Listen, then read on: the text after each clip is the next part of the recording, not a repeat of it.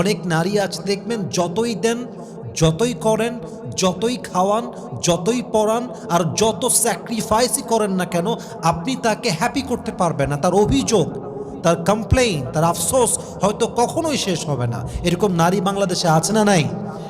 So please don't regret about anything. Never complain about anything. You just have to be grateful to your Lord and your husband. যতদিন বেঁচে আছেন বলবেন আলহামদুলিল্লাহ, যা পেয়েছি তাতেই আমি খুশি।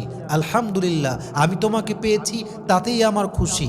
আমি তোমাকে, আমার সংসারে তোমার সঙ্গে আমি থাকতে পারছি, তোমাকে আমি ভালোবাসতে পারছি, যত্ন করতে পারছি। আমার কাছে চাওয়ার মতো আর কিছু নেই। আমি তোমাকে পেয়েছি মানে আমি আমার দুনিয়ার জীবনে সব কিছুই পেয়ে গিয়েছি। ঠিক কিনা বলেন? যেই নারী অভিযোগ দূর করতে পারে, কমপ্লেইন দূর করতে পারে, আফসোস দূর করতে পারে, তার সংসারের জীবনটা আল্লাহ তাআলা বরকত দিয়ে ভরে দেয়। আর অভিযোগ থাকে যেখানে, সুখ থাকে না থেকে সেখানে, আফসোস থাকে যেখানে, শান্তি থাকে না সেখানে। অতএব সংসারে সুখী হতে চাইলে আফসোস এবং অভিযোগ দূর করার দরকারটা আছে না নাই? So number 1, never complain about anything.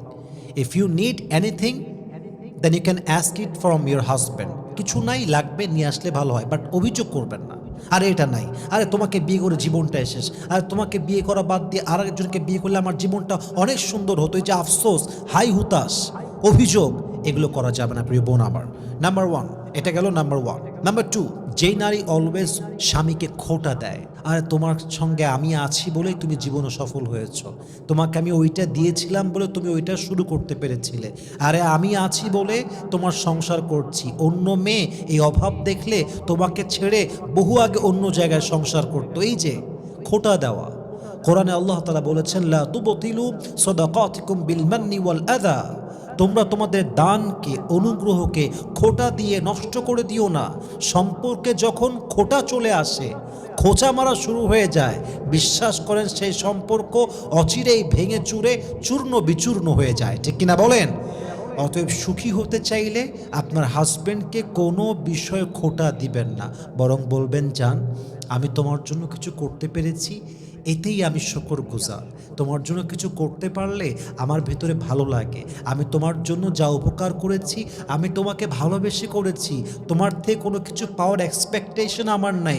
তুমি ভালো থাকলেই আমি ভালো, তুমি সুখে থাকলেই আমি সুখী। তোমার কাছে আমার চাওয়া পাওয়ার মতো কিছু নেই। তুমি জাস্ট আমাকে ভালোবাসবা, এতেই আমার খুশি। আর তোমাকে আমি যা করেছি এটা আমার ভালোবাসার থেকে করেছি, কোনো কিছু পাওয়ার প্রত্যাশায় আমি করি নাই। ঠিক কিনা বলেন?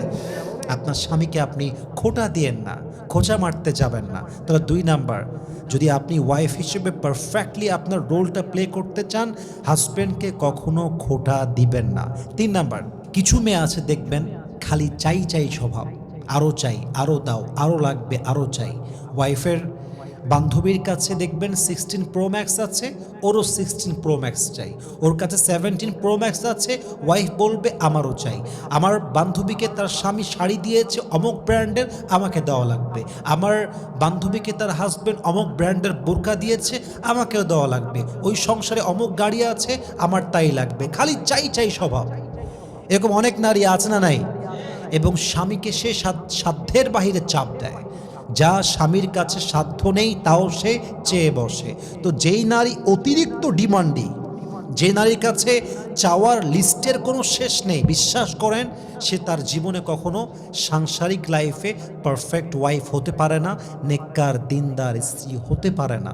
আপনি হবেন এমন ওয়াইফ যে ওয়াইফের চাওয়া পাওয়াটা সীমিত হবে, স্বপ্ন অনেক বড় হবে, এফোর্ট অনেক বড় হবে, সাপোর্ট অনেক বড় হবে, স্বামীর জন্য ভালোবাসা মন ভরা থাকবে, বাট চাওয়া পাওয়ার প্রত্যাশা অনেক কম থাকবে। এটাই জীবনের সুখী হওয়ার সবচেয়ে বড় উপায়। দেখবেন যারা কাজ করে কম, প্রত্যাশা করে বেশি, এরা জীবনে সুখী হতে পারে না। বাট যারা এফোর্ট দেয়, কাজ করে, কাজে মনোযোগী, এফোর্টে মনোযোগী, স্যাক্রিফাইসে মনোযোগী, স্বপ্ন অনেক বড়, কিন্তু চাওয়া পাওয়া কম, পেলেও হবে না পেলেও হবে, তাদের জীবনটা আল্লাহ তাআলা পরিপূর্ণ বরকত দিয়ে ভরপুর করে দেয়। সুবহানাল্লাহ পড়বেন না?